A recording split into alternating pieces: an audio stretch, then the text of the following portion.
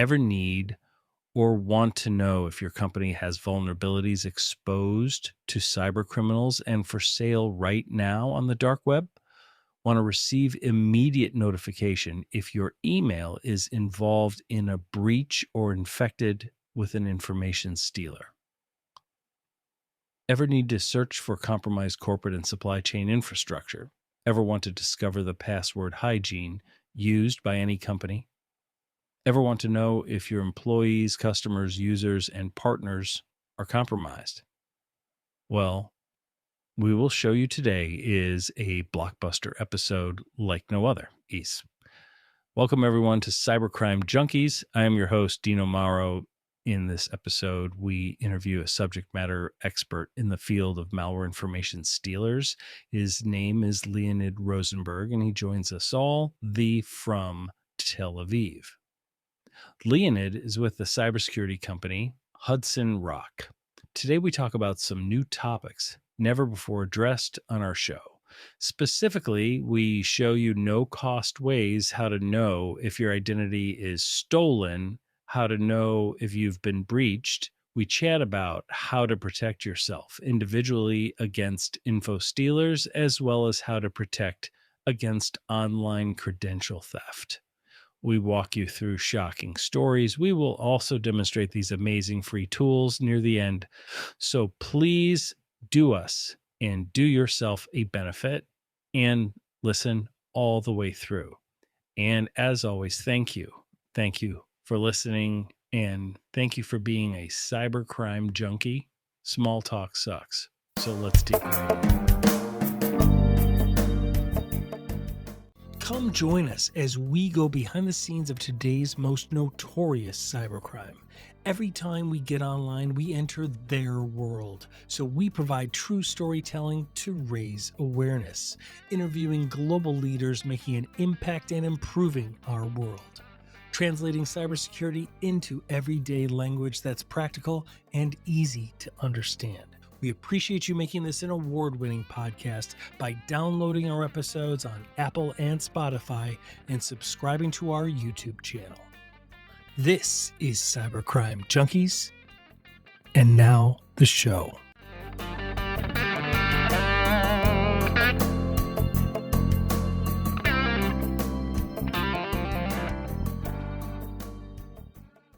All right, well, welcome everybody to Cybercrime Junkies. I am your host, David Morrow, and in the studio today, we have a very, very special episode. Leonid Rozenberg is joining us from Hudson Rock, remoting in from Tel Aviv, and we're really honored to have him here.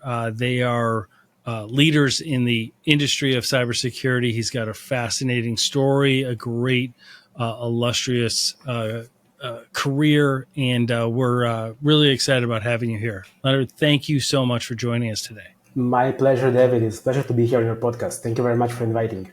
Oh, that's fantastic. So first, let's give everybody kind of a high-level overview of your current role, and then I want to dig in and unpeel that a little. Yes, so my current role, Hudson Rock, and Hudson Rock is a cybercrime intelligence company, and we do only one and single thing: we deliver the intelligence from the infected computer by the info-stealing malware. And my role at the day is to work with our clients and the people that are interested in this product to explain them on a technical level what is the InfoStealers. But in my free time, I'm happy to join podcasts like your podcast and speak with the wide audience in very simple language to help them understand what is the InfoStealer threat, what it actually is doing, and what are kind of potential, damage that it can done to you as a person or you as a company. So basically at Hudson Rock, I have two positions, one more technical and one more community oriented. Oh, that's fantastic. And so the intelligence that you guys provide, meaning we've talked about it a lot on the show, and that is, just to do a simple analogy, like to dumb it down for people like me, right? Like if organizations all have firewalls, right? And all of those, they need that. They have antivirus. They need that. We're not saying don't do that, but that's like having a really good front door, right? But by having the intelligence and knowing the modus operandi and seeing the way the tactics and techniques and processes that are being used from like all the information you guys gather, we're able to see a lot more than just building a strong front door at our house, right? You're able Yeah, to know, hey, guess what? In the early morning hours, every single Wednesday morning, somebody is breaking in to other houses in this neighborhood through the laundry room window, right? And so that way, you can take action. So you keep the front door. We're not saying leave your door open, but on Wednesday early mornings to have a light on over there or to make sure that part of your house is doubly protected, right? that's And correct. it allows people to take action with intelligent insight.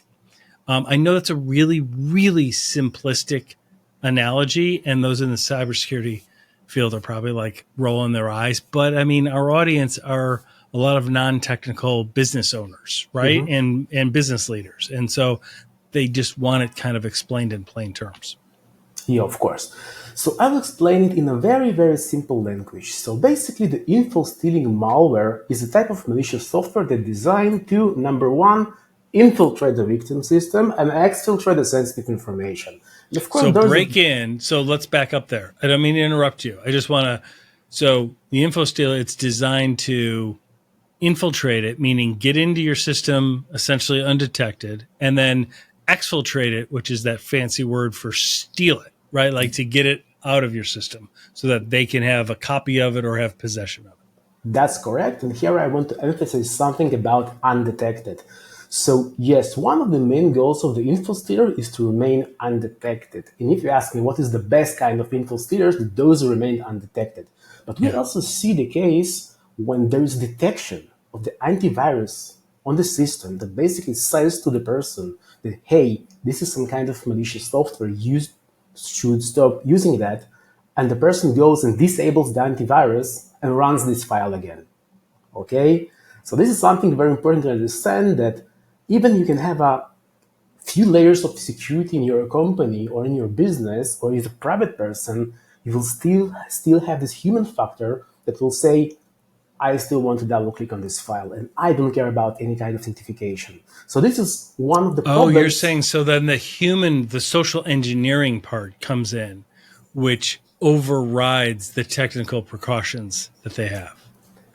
Of course, and later when we're Yeah. going to discuss how this malware is delivered to the end victim, you're going to see that the most of the delivery methods are combined with the social engineering techniques, and they basically leverage the human factor that will will push the person to click on this file, because to initiate the info stealing malware attack, you need to do something as an end user.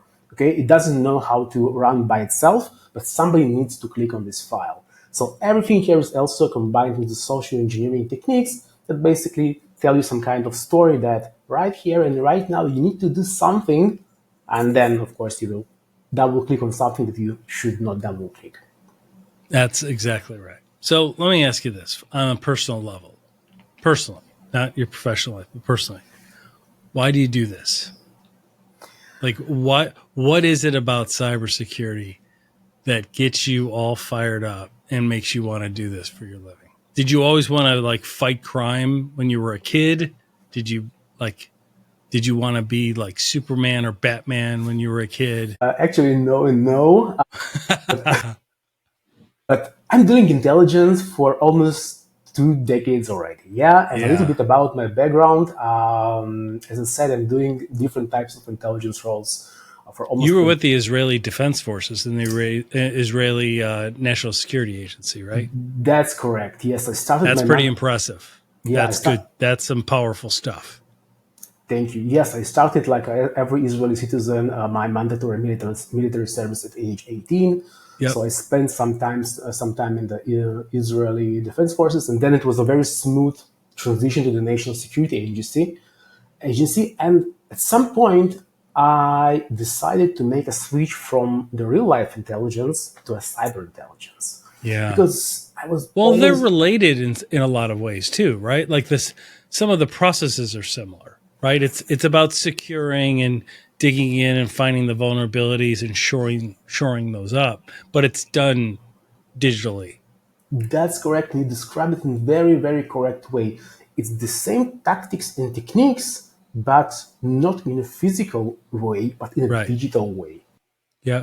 And this is the reason that in the cyber intelligence we use the same keywords, okay, like OSINT, open source intelligence, Right. web intelligence, human based intelligence.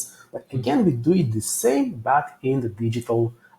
And That's amazing. And what is where is Hudson Rock? I see a lot of info on Hudson Rock, but I live in this world. So, but where is Hudson Rock based, and what type of organizations do they help support? any business, any industry, and almost in every country. This is how I Yeah. describe the business activity of the Hudson Rock. Hmm. Because the info stealer threat is relevant literally for everyone. Because the way how the info stealers spread, they can affect again any business in any industry and almost in any country. Our info stealers, that's phenomenal. I want to talk about the info stealer for a second. So the info stealer malware, I don't need to get into the history of it or where it originally where it comes from, but is it launched part and parcel with other attacks? Meaning, do they use an info stealer along with their ransomware campaigns or their ransomware as a service campaign? Or is info stealer or various forms of it part of some of the other ransomware as a service groups like the Lockbits or the Black Cats back in the day and stuff like that? This is a perfect question because info stealers, this is some kind of part of different kinds of cybercrime Right. monetization chain. Yeah, Okay? that's what I thought. It's part of the whole supply chain of an attack, right? Exactly, exactly. And what info stealers basically allow to the cyber criminals, to the attackers, is some kind of initial entrance to the company or to some kind of account. And basically, from there, from this point, the attackers can decide what they are willing to do. So, when they have access that is originated from the info stealer attack, they can decide, okay, I can deploy here ransomware, and probably from here it will go to the ransomware gang, and they know how to do this job, unfortunately, yeah? And then maybe you can decide, all right, this company is very interesting, maybe I can conduct here cyber espionage. So I will don't do anything. I will just, in a quiet Spy, way, right? Just yeah, gather information, right? And I think that so many people don't realize that. They assume if I click a link or I get socially engineered, that my desktop computer at work or something is going to like blow up, like it's going to have all this stuff. And oftentimes when we see the postmortems done, the forensics, etc., after a breach, they were inside for a long time, just gathering up evidence, like information, creating backdoors, just doing things undetected for quite a while. And sometimes they don't even launch. They just gather up info and then leave, believe it or not. yeah, that's correct. And if we speak about a little bit next level, and not about the cyber criminals, about the APTs, like nation state actors, they Yeah. also use data from the info stealers, but they're not willing to do immediate damage. For them, it's a little bit be more interesting to stay inside the company for a little bit more time, for even sometimes 1 year or 2 years. And you have different scenarios that, as I said, one of them will deploy the ransomware. One of them they will use for the cyber espionage. And let's talk about the business email compromised. Yeah, that's I can hijack somebody like a high-level executive email, and then Right. And then impersonate them. And then the business email compromise is so effective, right? Because it looks like it's coming from your boss. They can create a thread jack, right? Where when you look at the thread and you get this email from your boss, you look down and it looks like your boss was talking to maybe like This might be the president of the company who is talking to your boss, and your boss approved that you do this thing. And you see it all in the thread, even though it's all made up, right? Exactly. And you said it looks like it's coming from your boss. It's actually coming from your boss because there is no email, there is no spoof of any kind of, it's not a phishing that somebody created, lookalike Right. domain. From the outside coming in, it's actually a compromised account, and it is coming from their And, inbox and we or their see, outbox. of course, and we see a lot of, use cases when you hijack this thread and it's used for some kind of financial fraud. Like you say, all right, now you need to transfer X amount of money to this bank account, and this bank account is not related. It is actually the threat actor's bank account. Right. So I will summarize this, the usage of the data from the InfoStealers, that is like the initial way, initial point, like a junction to a bunch of other different attacks. And Yeah. we know for sure, and this is what we see as Hudson Rock on the dark web cybercrime forums, that threat actors continuously come and open threads and say, I'm looking for a specific kind of data. Can you look inside your info stealing repositories that other threat actors maintain? And they use it for different kind of attacks. There is something else that is social media account that you can hijack social media. You don't need to damage a company, but you can hijack a Facebook account or maybe a YouTube channel, and And gather up intel, right? I mean, that's exactly right. I mean, people that are just in regular sales and marketing and business roles can understand that, because when they're trying to gather up information on an ideal client that they want to decide to reach out to, right? They gather up information. They want to know all the things about these people, right? And that's exactly what the cyber criminal element will do as well. correct. So the primary methods in which info stealers are deployed, meaning the ways that a cyber criminal group will use info stealers and attack regular people, right, at an organization. I can think there's several, aren't there? There's clearly phishing, business email compromise, taking over an account. They can do it through like ads too, right? Like when there's ads on Facebook or Instagram, people click on them because they look too good to be true and you want to read more. Can't there be malware on the back of those ads sometimes? That's correct, and there's a few more of them, and I would like to elaborate about each one of them because this is the part of the education that I'm trying to advocate to everybody, to all the audience, because I believe that in 2024 this is not enough to say, okay, you have a suspicious link, don't click on it. All right? Right. That was good like 10, 15 years ago.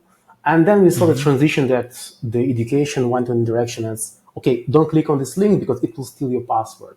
But I believe that in 2024, you need to hear what I'm going to tell right now about the delivery methods of the info stealers to understand the whole picture, how it's done, because next time that you're going to see something that is too good to be true or something that I will talk about this in a second, I hope that somewhere in your mind you will remember my words and say, okay, I remember Leonid from Hudson Rock talking about this kind of delivery method.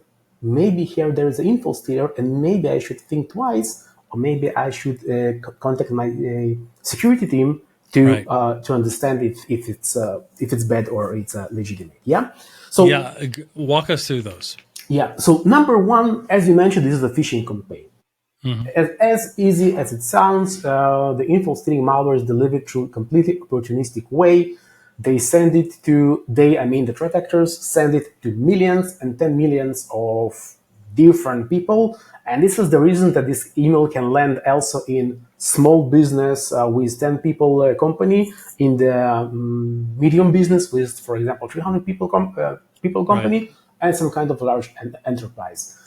And this is a typical phishing campaign that you won a lottery, that you have a free vacation, and you name it. And we've talked about it on this show because we've gone on the dark web thousands of times, and there are platforms there that these groups use that are phenomenal. Like they track the campaigns just like a Salesforce campaign that businesses would use. They track what messages, how many opens, how many clicks, all of that. I mean, it's remarkable the level of sophistication that they actually use.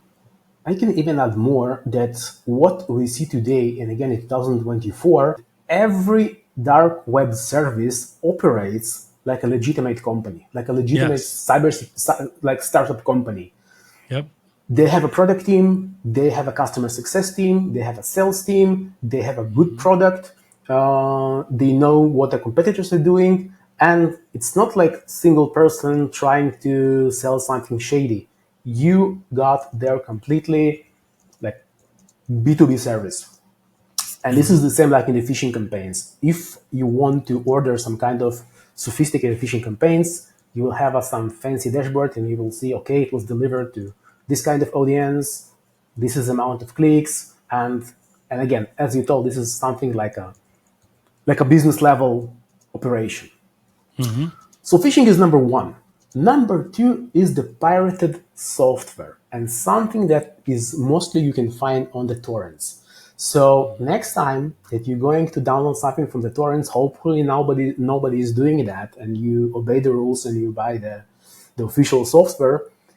Threat actors know that some some popular software like Photoshop, like Premiere, some or People want, yeah, rather than spend $2, $3, $4, $500 on that software, people will get it for less. They'll get the pirated version, right? that's But correct. it's tied. The malware is tied to that. Exactly. I'm saying here that yes, you are going to save maybe $200-300, but you are going to trade the saving by compromising all the passwords that you have on your computer. All right. Mm-hmm. So I suggest to think twice if you want to do this some kind of trade of saving a little bit of money but giving up all your passwords.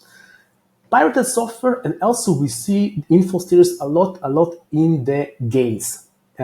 Mostly like some mods for the games, cracks for games, and something that, each one of us want this unlimited ammo in the game or unlimited health in the game or, Yep. jump through walls. It's And like a again, cheat in a game. Like you can buy yes, those cheats for the game that'll jailbreak a game, yes, and yes, it comes in through that. that's correct. And just imagine yourself how many people today still play games like GTA or like a Fortnite or I'm talking about Yeah, GTA, like Grand Theft Auto and Fortnite are really, really popular, right? Like they're in almost every household. Somebody is playing those games, and they want to get those cheats. They want to get all of the whatever, all of the skins, all of the guns, all of the stuff that's available, all those kind of add-ons.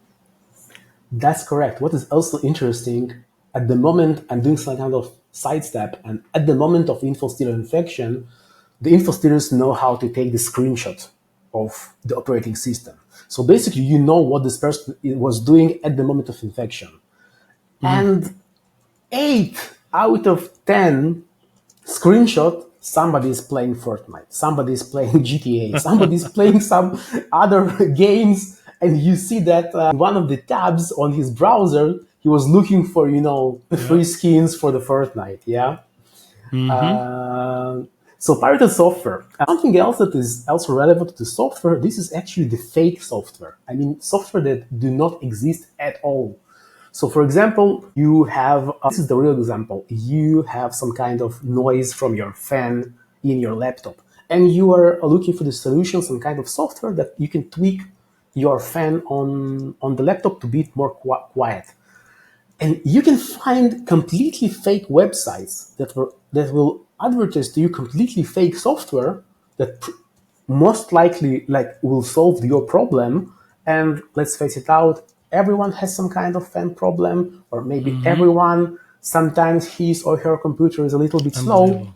Yeah, and you can go to completely fake website to download completely fake software, and the main purpose of all this story is to infect you with the stealer. All right. Right. Yep. So this is the And once it's in the system, so let me ask you this. Once it's in system A, let's say, somebody's working from home, mhm. right? But somebody else at the house is going to the website to get some cheaper software, some pirated software, and they download it. They've now infected that machine, but they can escalate privileges and move through the Wi-Fi and stuff to other locations too, can't they? No, okay, because the InfoStealers they operate a little bit in a different way. They Okay. infect only one machine, and after the infection and they steal the data, they delete themselves. They are not looking to duplicate themselves through Wi-Fi or to spread themselves via email. It's not So warm. so it's not like other types of malware which grow and try and infect others, generally speaking. Generally speaking, yes. Okay, interesting. Interesting. So fake ads, pirated software, fake websites, things like that. Obviously, phishing, business email compromise. Mhm. You were talking about social media accounts. Walk us through that. Yeah, and social media accounts. Imagine yourself, you have a legitimate YouTube channel, and when I'm able to hijack somebody else's YouTube channel or maybe Facebook page or Instagram, I can simply change the links in the description. All right, and you know that a lot of YouTubers say, okay, click on the link in the description and you can Yep. get like 10% off of my product.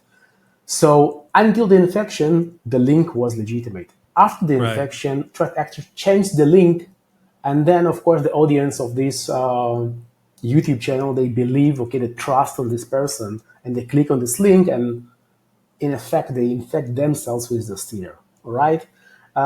This is a little bit more interesting way how to spread this malware, but a more easy way is simply hijack this account. So, for example, I have a business page of some kind of Facebook business page of some kind of business. I simply hijack this and I post. I'm creating a new post that says, "Send me one Bitcoin, and in 10 seconds I will send you two Bitcoins." And Right. again, even in 2024, people do that. Okay. And people still fall for it, even in 2024. It's true. Yeah, yeah. So this is like the two examples of how you can use hijack social media for a little bit more easy scams and quick win scams, and for a little bit more sophisticated, like a link change type of attack. Now, we talk often about like ways to check whether you've been breached, and there's websites out there where you can check to see whether your email's been compromised in prior breaches, and people are always surprised whenever they check that because they're like, I didn't even know I was part of this other breach. It's a lot of times often because of data brokers and your data was sold and your account information was sold to somebody and then they got breached. But checking out sites like Have I Been Pwned is really good. Mhm. Walk us through like what's the difference between some of the data from InfoStealers and other third-party malware approaches that are involved or that can be found through Have I Been Pwned? Yeah.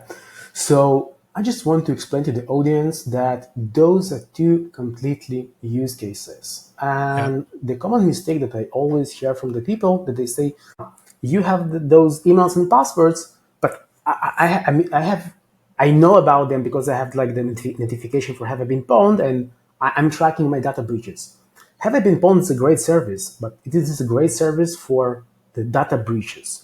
right. InfoStealers is a completely different story, and I will elaborate about this in a second.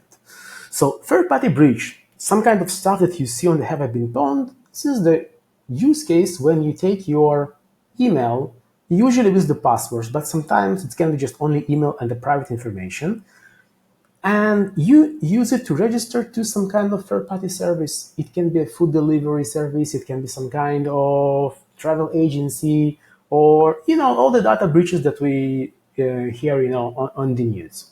And when there is a breach, Usually, it will contain your email address and hashed kind of a password. It could be like a mask password, like a long characters of encrypted password. Yeah. So for the threat actors, it's a little bit like another level of friction that they need to decrypt this password, and usually it will not work, or maybe the data will be a little bit old, and this is some kind of things that you find on the third-party data breaches. When we're talking about the info stealers, it basically turns your own computer to the entire separate data breach. And difference number one, that all the passwords that are compromised in the info stealer attack will be always in a clear text version. So there is no such thing as encrypted passwords in the info stealer attack. And it means that the threat actor will get all your passwords, emails, and the URLs that are associated with those credentials as is in a clear text. Okay? So that's significant. So I want the listeners to pay attention to that. So oftentimes in a data breach, they might get some information, but it's going to be hashed, meaning they're not going to, because the people that were holding your information maybe salted or peppered the data or hashed it, right? They tried to do some type of encryption or some type of hiding should the data be found out later. But with info stealers, they actually find the clear text exactly what your password is. Is that what I'm hearing? That's correct 100%. Wow. That's Another, brutal. that's brutal. Yeah. And I also wanted the audience will understand how it's actually done. You know, the next time that you will create some kind of account by using your browser, it doesn't matter what kind of browser you are using because stealers know how to steal from all the browsers. You will get this notification if you're willing to save your credentials in password managers. And it's super convenient for everybody because you don't need to reuse the same password. I hope that nobody from your audience is doing that in 2024. We talk about it all the time. People still reuse their passwords. I meet business leaders and business owners all the time who are like, hey, I took your security awareness. You really got me thinking about this. I've got a great password. I tested it. It is a really strong password. I use it on everything. And it's such a mistake. And we beat our heads against the wall trying to explain that you need to be using a different password on every single account and to manage those passwords accordingly. So what are you saying about info stealers in relation to password managers? Or you're talking about right now is when people keep their passwords in their browser, password managers. So people keep the browser in the password manager inside, keep the passwords inside the password manager in the browser. And a little bit on the technical layer, those passwords are stored locally on your computer in the encrypted way. So by now you can say, all right, happy days, this is encrypted, no problem. But the info stealers know how to decrypt this file. So this is the reason that even if you use a super complex password, 100 characters, and completely different passwords to different services, but they are stored inside your browser, the info stealers will know how to decrypt it. And they will get those passwords as is, exactly as they stored, and exactly as you see them as a user. Okay, so this is the big difference between third-party breaches and the info It stealers. seems so powerful from a threat actor perspective in the use of info stealers. Let me ask you this, just high level. When we hear about these data breaches and these ransomware attacks in the news, what percentage of those attacks involved info stealers as part of that? Would you agree? Would you estimate a majority of them? I think the majority of them. Yeah. And there is evidence for that. I don't know the exact numbers, yes, but continuously I see that threat actors are asking targeting company X, please take a look inside your info stealer data if you have some kind of remote connection, access. remote Yeah. access to this company.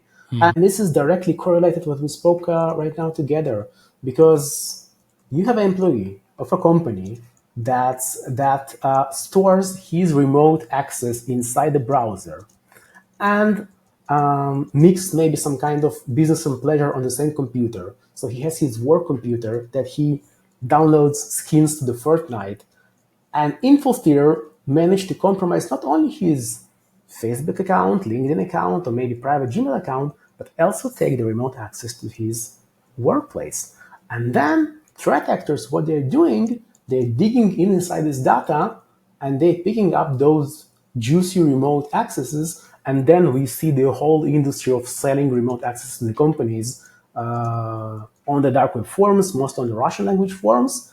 And even sometimes the threat actors mention that I'm selling access to company X, the origin of the access is from the info stealer.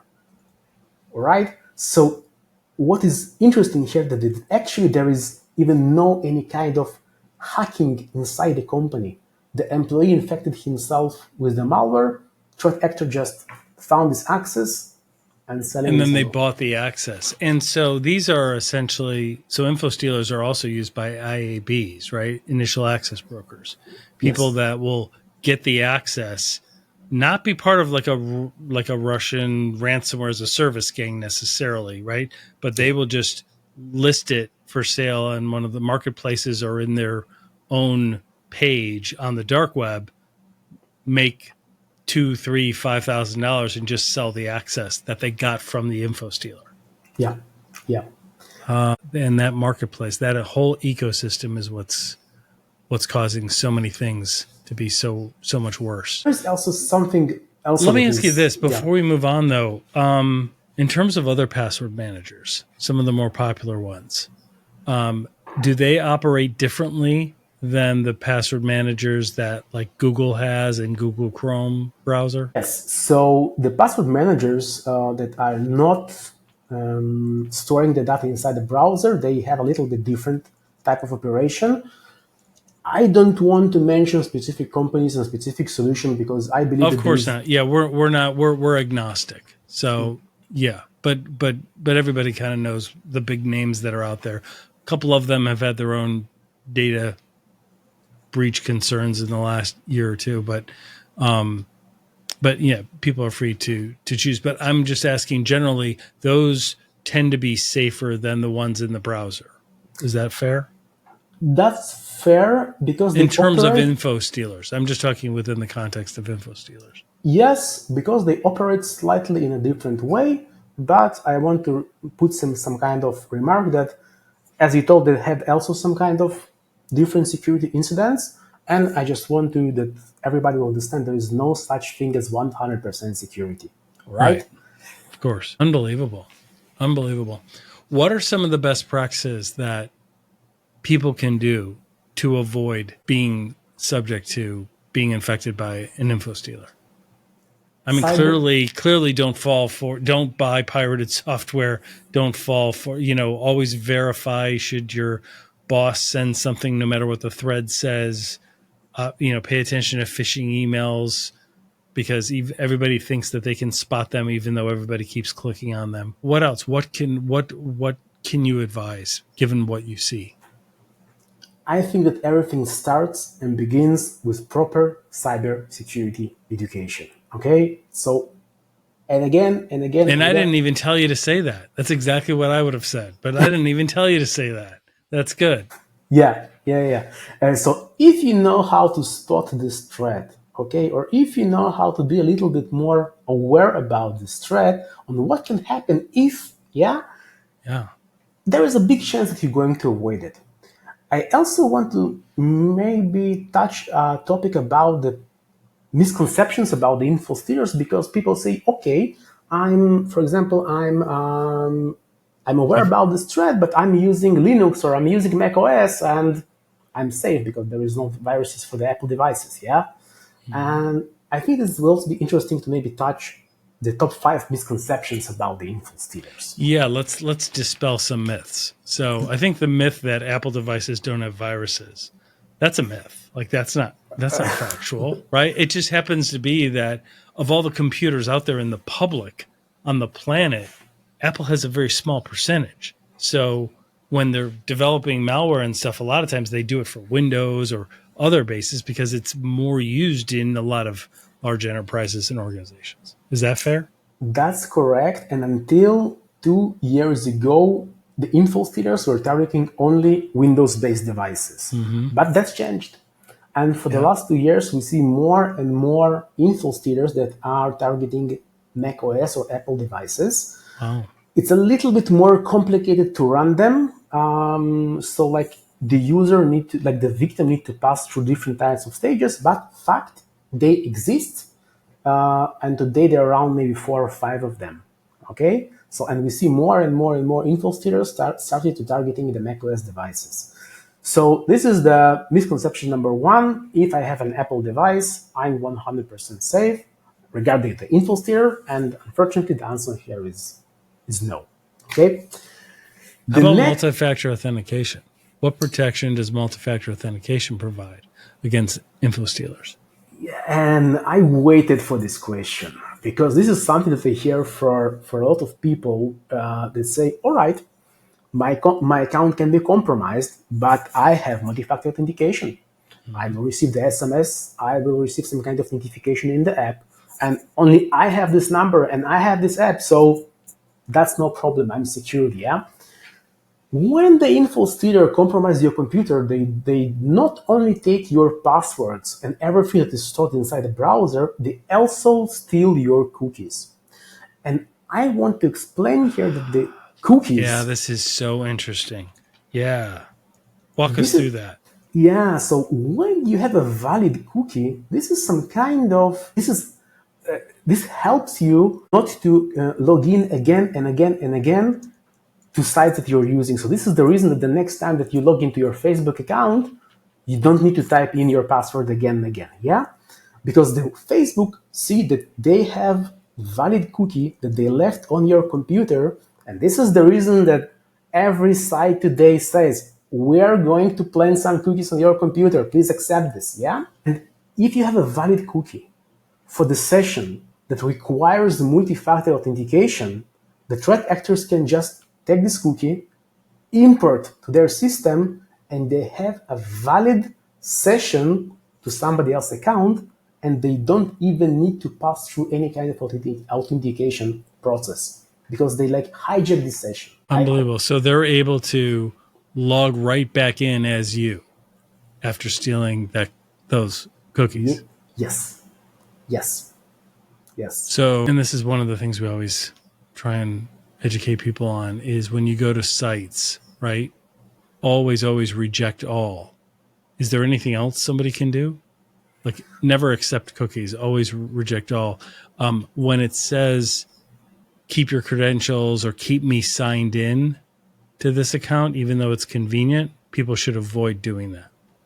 Is that a good idea? This is a good idea. This is also a little bit good idea to clean your cookies time to time. But you mentioned the keyword, the convenience. And this brings me to another thing about the InfoStealers that people say, like, I don't want to deal with signing in all the time and I don't want to deal with clean cookies all again. I'll keep everything as is because it will not happen to me.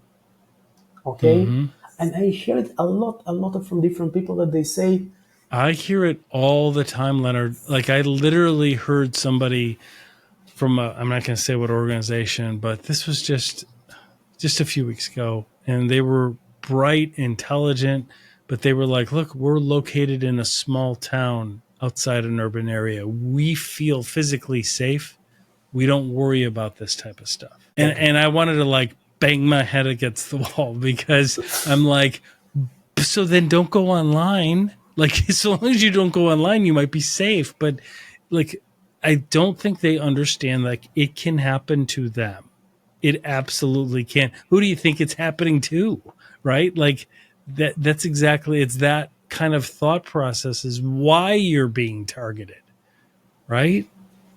yeah. And I'll jump back to the ransomware cases that sometimes you speak with the security managers on big complex factories, and they say, listen, I'm dealing here with the manufacturing really low-tech steel pipes, okay, or tubes, or some kind of doors to the cars. Who wants to target me? And Mm-hmm. then somebody, and of course, they don't want to invest in the cybersecurity education, and then they have the employee, or maybe I even saw the case when there was one computer inside the factory that was used by around 75 different workers. One computer. So you imagine yourself what they do on this computer, yeah?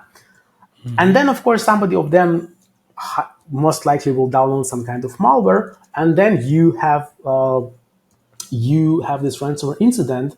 And because this factory has a really high revenue, now they face that they need to pay a really big ransom, and everything begins with the wrong mindset that people say, but I'm a really low tech company. I'm doing like something very simple, like a plastic glasses. Like nobody cares about me. Yeah. So Yeah, this is but that's complete. not true. You have That, W-2s, you have intellectual property, you have customer lists. You have all that, like we talked about earlier. You've been developing your own open source intelligence on all the customers you want to go after, right? And yeah. you have all this data and all this information on those people. They want that. You have banking instructions, you have wiring instructions, you have invoicing. There's a ton of value even in a small business. Yes. So we covered right now the Apple devices that they are also targeted by the InfoStealers Mm-hmm. developers, about the multi-factor authentication and the cookies case, and about the mindset. I have two Mm-hmm. more that I'm willing to share with the audience. Absolutely. And the next one is going to be the antivirus. Antivirus protection. We slightly talked about it in the beginning of our talk, but there's a lot of misconceptions that people say, all right, but I have this antivirus solution. I paid my subscription. I'm safe, okay? Or maybe I'm using some kind of corporate security solution, and again I paid $350,000 a year for the subscription. Well, I must be safe for this money that I paid. But in fact, stealers again sometimes they know how to bypass those antiviruses, Mm-hmm. and this is completely different story. This is a very technical and complex story how they do it, yeah. But Yes. they can bypass antiviruses.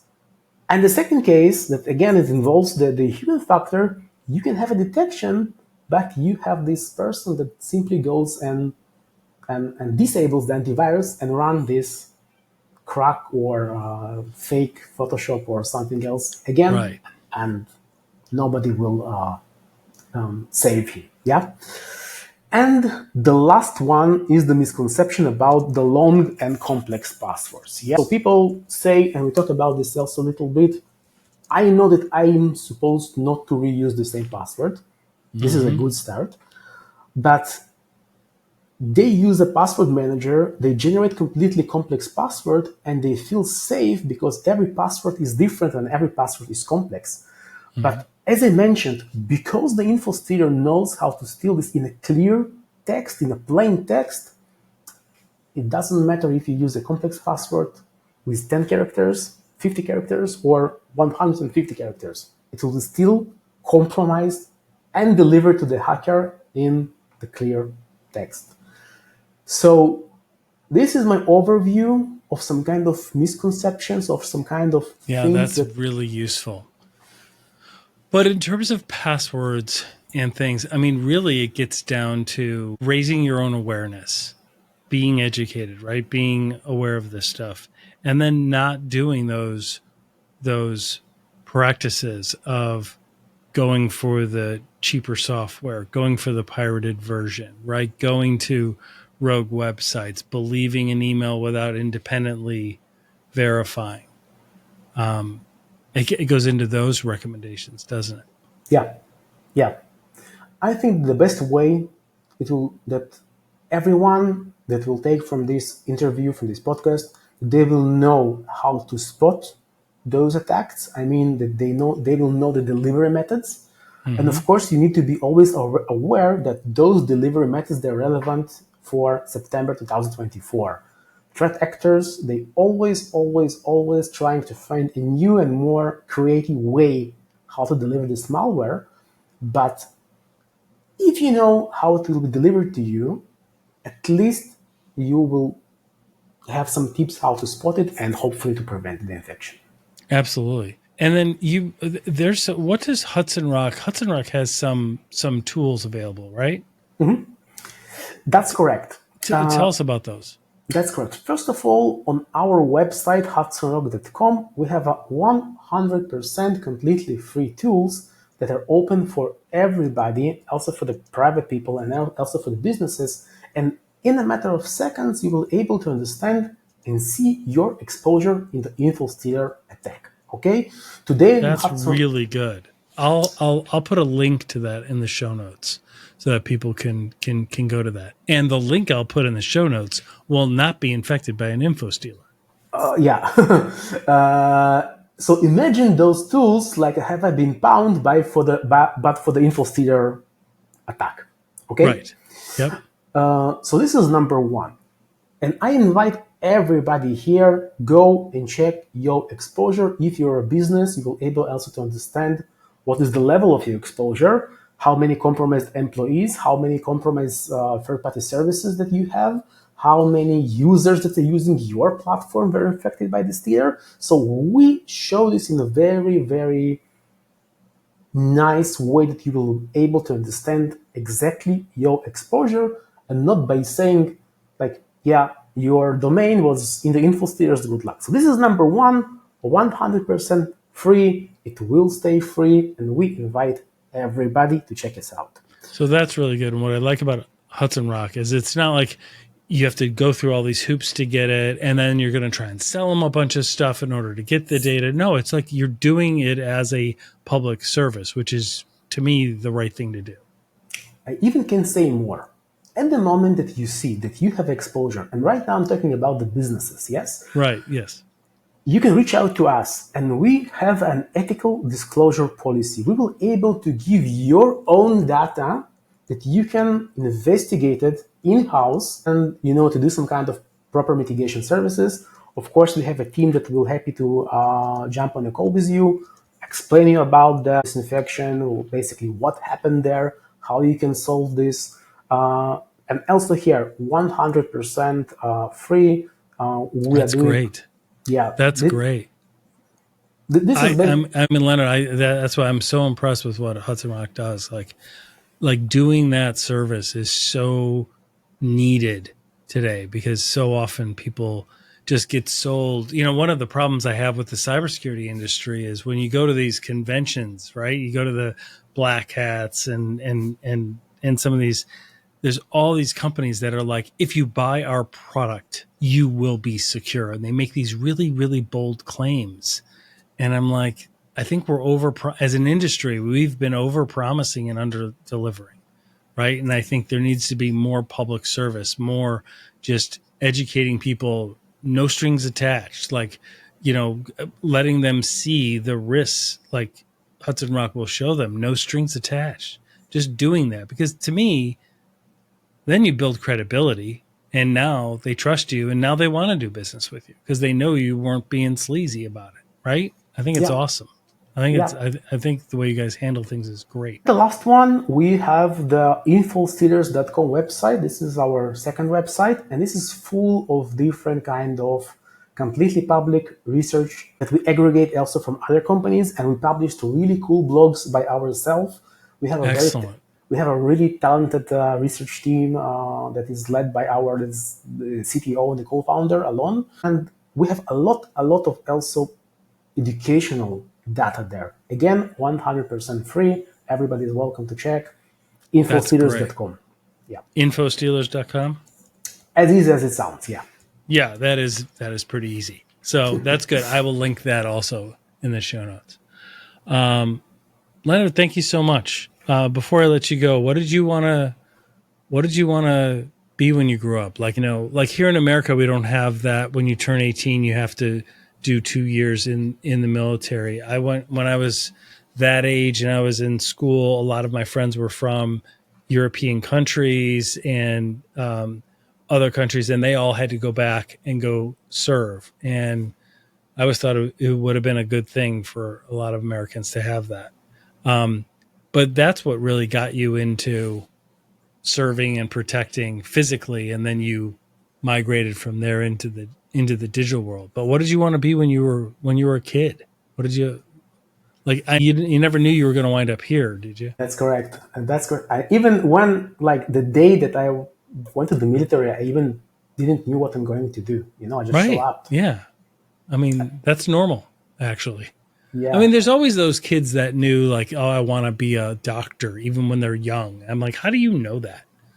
I wanted to be like a rock star or something else when I was a kid, right? Like, I had no idea what I was going to do.